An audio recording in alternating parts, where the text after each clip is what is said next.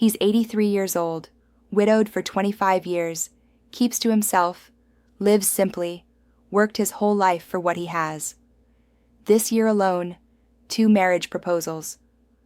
One woman admitted straight up she wanted his retirement. The other one played it softer, but he saw through it. She wanted the house. He's not George Clooney. He's not a billionaire. He's just a man who survived long enough to become a target. And if you're anywhere near 60 with a paid-off home and a pension, brother, you're next on the list.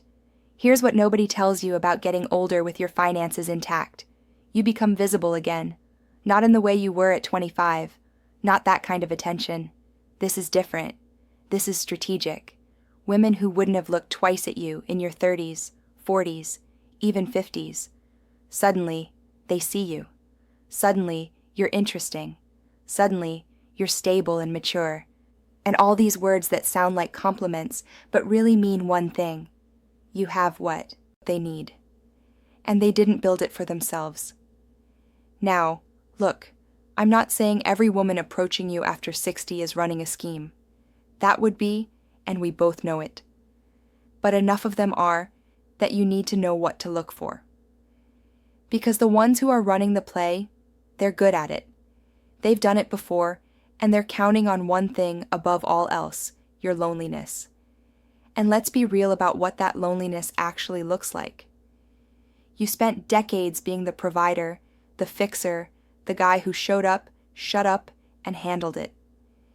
And somewhere along the way, maybe after the divorce, maybe after she passed, maybe just after years of sleeping next to someone who stopped seeing you, you disappeared. Not physically, you're still there, but nobody's looking. You walk through a grocery store, and you're invisible. You sit at a bar, and nobody talks to you. You go to a family event, and everyone asks how you're doing, but nobody actually listens to the answer. That's not just loneliness, that's erasure, and it does something to a man. So, when someone finally does see you, when a woman smiles at you and actually holds eye contact, when she laughs at something you said and touches your arm, it's like rain after a drought. You don't ask where the water came from, you just drink, and that's exactly what she's counting on. So, before we go any further, let me hit you with a stat that explains everything. Women retire with 40% less in their pension accounts than men. 40%. Now, there are a lot of reasons for that. Career gaps, wage differences, whatever. We can debate the causes all day. But here's what matters for this conversation. That gap is real, and it doesn't magically fix itself at 62 when the bills keep coming. So, what do you do when you're staring down 20 or 30 years of retirement and your account says good luck? You find someone whose account says, welcome aboard. That's not evil. That's math. Cold, practical math. The problem is, it's your math she's solving with your numbers, and she's not showing her work. So, how do you spot it? How do you tell the difference between a woman who genuinely wants companionship and one who's already mentally redecorating your living room and adding her name to the deed? That's what we're breaking down. Not to make you paranoid, but to make you aware, because the guys who got burned, they all say the same thing. I saw the signs. I just didn't want to believe them. Let's make sure that's not you. Let's get one thing straight. Most of these women don't think they're doing anything wrong. In their mind, they're not running a con. They're finding security. They're being smart about their future. They spent 30 years raising kids, or working jobs that didn't pay enough, or trusting a man who left them with nothing, and now they're just adapting. And honestly, I get it. I'm not here to tell you every woman over 50 is a villain. But understanding her situation doesn't mean volunteering to fix it with your life savings. Here's the psychology. She's not coming to you because you're suddenly handsome. She's not coming to you because she finally sees the real you. She's coming to you because you represent the one thing she doesn't have, a funded retirement. You're not a partner. You're a pension with a pulse. Sit with that for a second.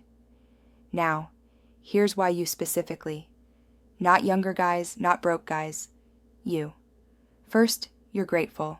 After years of being invisible, maybe a dead bedroom, maybe a divorce that gutted you, maybe losing your wife and sitting alone in that house, When a woman shows up and actually seems interested, it feels good. It feels like finally. And that gratitude, that's the door she walks through.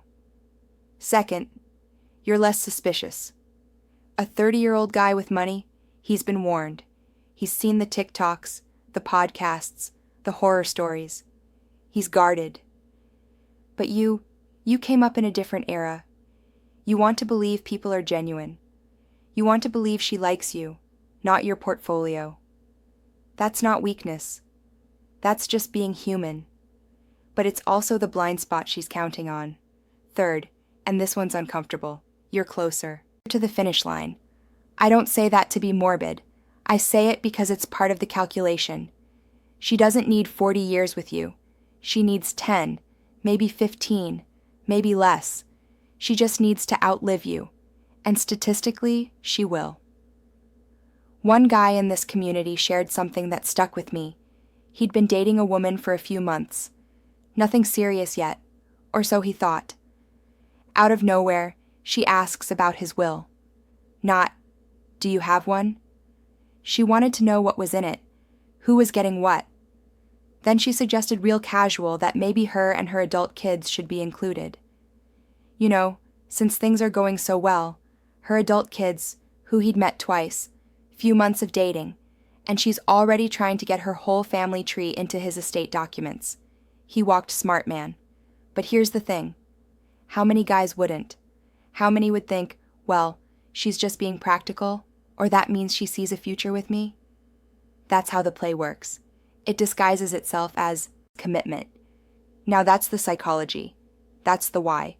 But knowing why doesn't protect you. You need to know what to look for. So, let's get specific. 5 signs she's not here for you. She's here for what you built. All right. 5 signs. And I'm not talking about she seems kind of off vibes. I'm talking concrete, observable, write this down behaviors. Some of these you'll recognize. Some might piss you off because you've already seen them and didn't want to admit what they meant. Let's get into it. Sign 1. The financial interview comes early. You're on date 2, coffee. Things are nice and somewhere between what kind of music do you like and have you traveled much? She slips in. So, are you retired? Do you own your home? Now look, by itself, that could be innocent conversation. But watch what happens next. Does she move on or does she dig? Oh, you own it outright. No mortgage. Wow, that's rare these days. A pension and Social Security. You really planned ahead. Do you have kids? Are they in the picture? She's not making small talk. She's filling out a spreadsheet in her head. One guy put it perfectly. It felt less like a date and more like a loan application. If you're getting interviewed about your net worth before she's asked about your favorite movie, that's not curiosity. That's due diligence. Sign 2. She brings nothing but shows up hungry. Here's a question nobody wants to ask, but everyone should. What does she actually have? Not what does she offer emotionally. That's easy to fake. I mean tangibly. Savings, property, a retirement account, anything. Because here's the pattern. She's 58 and she's got nothing. No assets, no plan. Maybe some debt she's vague about.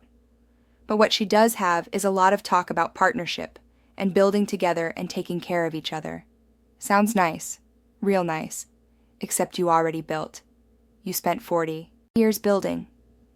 What exactly is she bringing to this partnership besides her presence? And I know how that sounds. I know it sounds cold to ask, but you know what's colder? Waking up at 75, realizing you funded someone else's retirement, while she contributed what? Companionship. You can get a dog for that, and the dog won't ask to be added to your deed. But here's what makes this worse. It's not just that she has nothing. It's that she might be bringing negative value debt. I'm talking about debt. Credit cards maxed out, medical bills she's vague about, a car payment she forgot to mention, maybe an underwater mortgage from a house she lost in her last divorce. One guy on a legal forum told his story. Dated a woman for a year. Things got serious, talked about moving in together, right before they signed a lease. She came clean about $200,000 in debt. $200,000. She framed it as honesty. I wanted you to know everything before we took this step. Like she deserved credit for the confession. But think about the timing. She waited until he was emotionally invested, until walking away felt like losing something, until 200 grand could be reframed as our challenge to tackle together. That's not honesty. That's strategy. So when you're sizing her up, don't just ask what she has. Ask what she owes and watch how she reacts to the question. If she gets defensive, if she calls it invasive or says you're being unromantic, brother, you just got your answer. Sign 3, your people become the problem. This one's subtle, and it's the one that'll hurt the most if you miss it. Pay attention to how she talks about your family, especially your adult kids. At first, it's little things. They're so protective of you. I get it, but it's a little much, don't you think? Do they really need to be involved in every decision? I just feel like they don't give us space to be us. Then it escalates. Your daughter's always asking questions. It's like she doesn't trust me. Maybe we should skip Thanksgiving with them this year. Keep it simple. Why does your son need to know our business? Here's what's happening.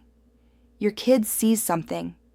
They're asking questions she doesn't want asked, so she needs them gone, or at least far enough away that their alarm bells can't reach you. A woman who loves you wants your family close. A woman who's working an angle needs them at a distance.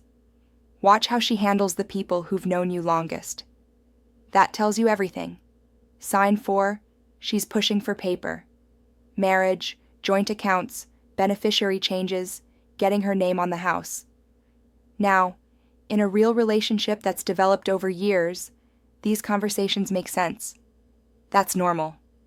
But if you've been together 8 months and she's already talking about what happens if something happens to you, that's not planning. That's positioning. The deed is the big one. Watch for it. Wouldn't it be easier if I was on the title for tax purposes? If we're really committed, why keep things separate? I just want to feel like this is our home, you know?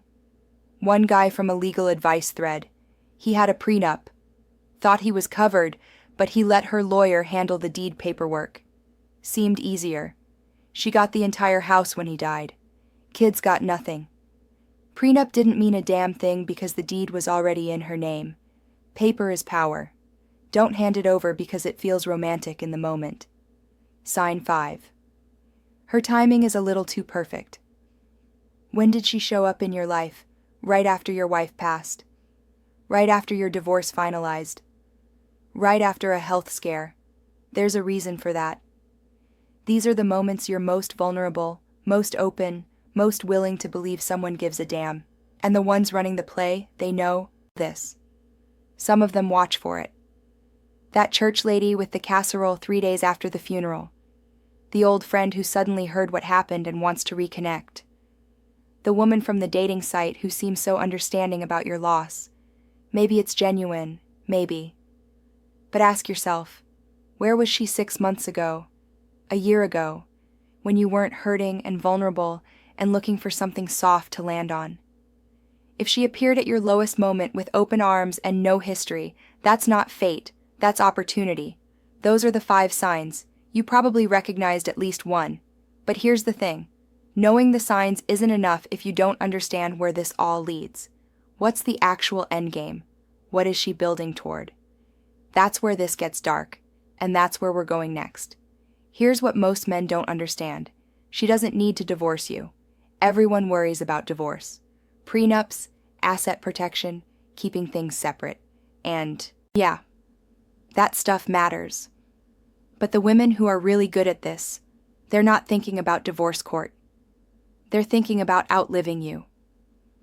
And I don't mean that in some dramatic true crime way. I mean the math. The literal actuarial math. Women live longer than men. Average is about 5 years longer. If she's already younger than you, by 10 or 15 years, she's not planning for a divorce. She's planning for a funeral. Your funeral. Think about what that changes. If she divorces you, lawyers get involved. Courts split things up. Your kids might still get something. There's a fight.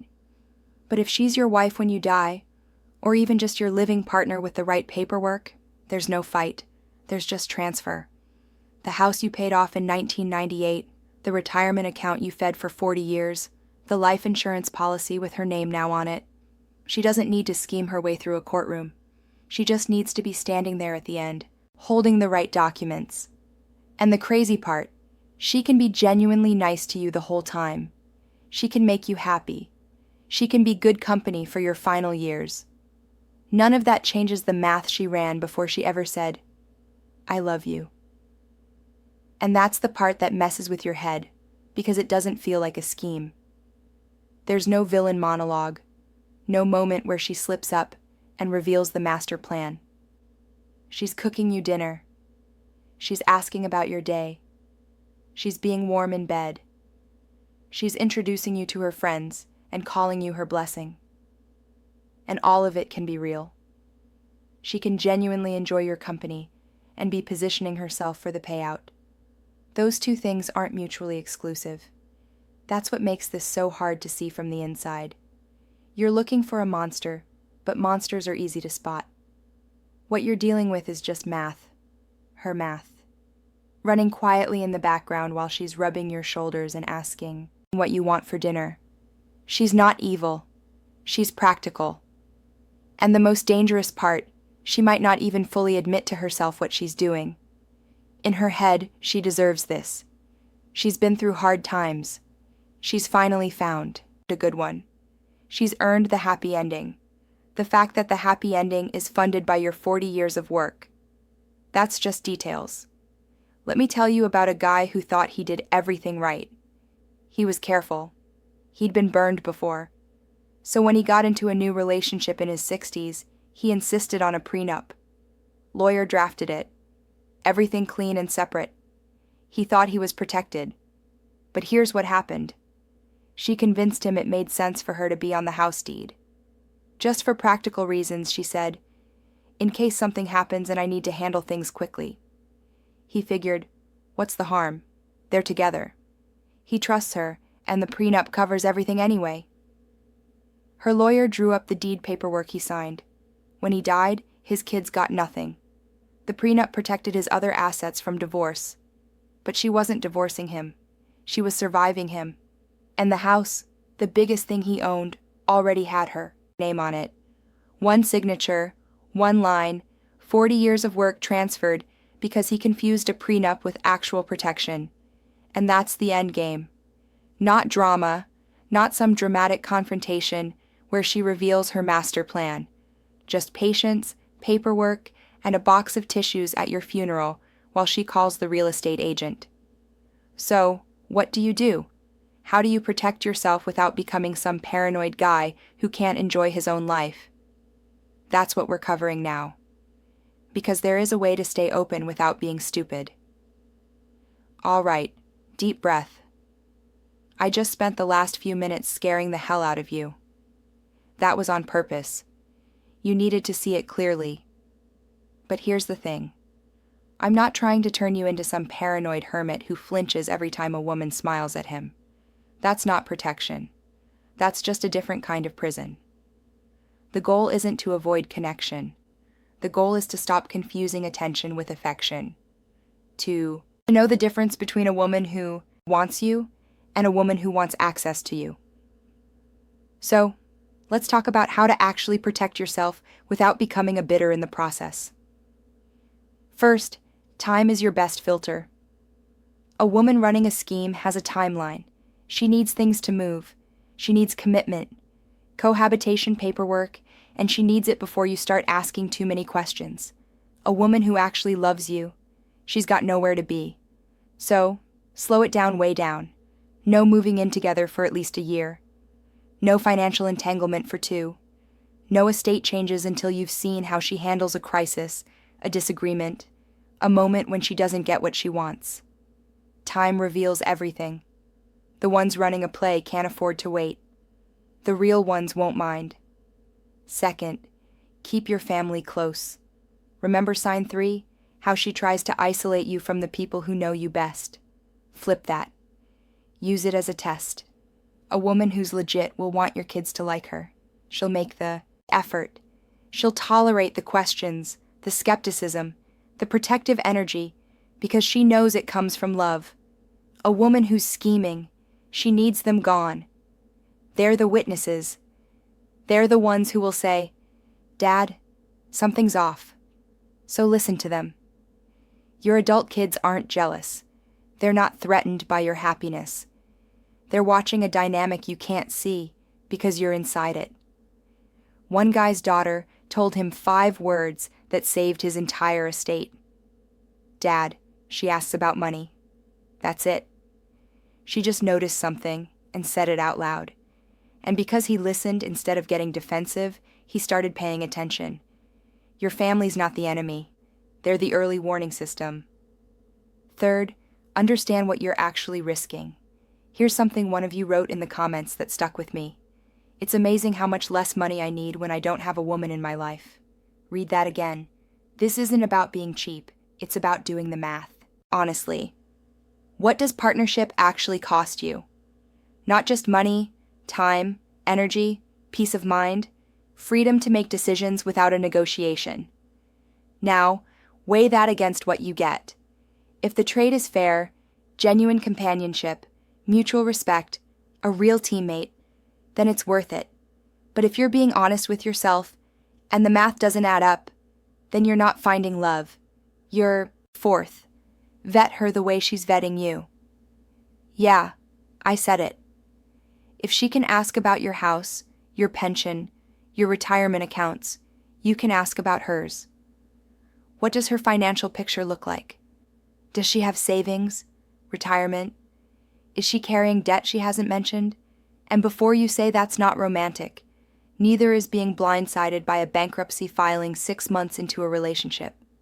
Neither is finding out she owes $80,000 to the IRS after you've already merged your lives. You're not being cold, you're being smart. There's a difference. A woman with her own stability won't be offended by these questions. She'll respect them because she's asking herself the same things about you. It's only the ones with something to hide who get angry when you start looking. So look, ask, and don't apologize for protecting what you built. Last thing, trust your gut. You've lived 60 years. You've seen some. You've been lied to, manipulated, disappointed. You know when something's off. The problem isn't that you can't see the signs. The problem is you've been talked out of trusting yourself. You're being paranoid. You're too guarded. Not every woman is like that. Yeah, not every woman is. But enough of that, your instincts exist for a reason. If something feels transactional, it probably is. If she's moving too fast, there's a reason. If your gut says this doesn't add up, do the math out loud on paper. See what you find. You're not crazy. You're paying attention. So, let's bring it home. She doesn't want you at 60. She wants what you spent 40 years building. The house, the pension, the security, the life you bled for while she was figuring out her journey. And look, that doesn't make her evil. It makes her desperate, unprepared, looking for a lifeboat. But you are not a lifeboat. You're not a retirement plan. You're not a backup option. You're not the safe choice she makes after the exciting ones didn't work out. You're a man who built something, and that something belongs to you, and whoever you choose to share it with on your terms, with your eyes wide open. The game isn't rigged if you know the rules. Now you know them. One of you dropped a line in the comments that I'm going to leave you with. Might be the truest thing I've read all year. Your peace is worth more than her peace. Read that again. Tattoo it somewhere. Your peace. The quiet morning with your coffee. The freedom to do what you want. The money staying where you put it. That's worth more than anything she's offering. And once you really believe that, you become untouchable. Not bitter, not closed off, just clear. And clarity, brother, is the most attractive thing a man can have, especially at 60. If this video found you, it found you for a reason. Drop your age in the comments. Tell me if you've seen this play out. To you, to your father, to a friend. I read every single one. And if you know a man who needs to hear this, send it to him. Might be the most important 20 minutes he watches this year. I'll see you in the next one. Stay sharp, stay free.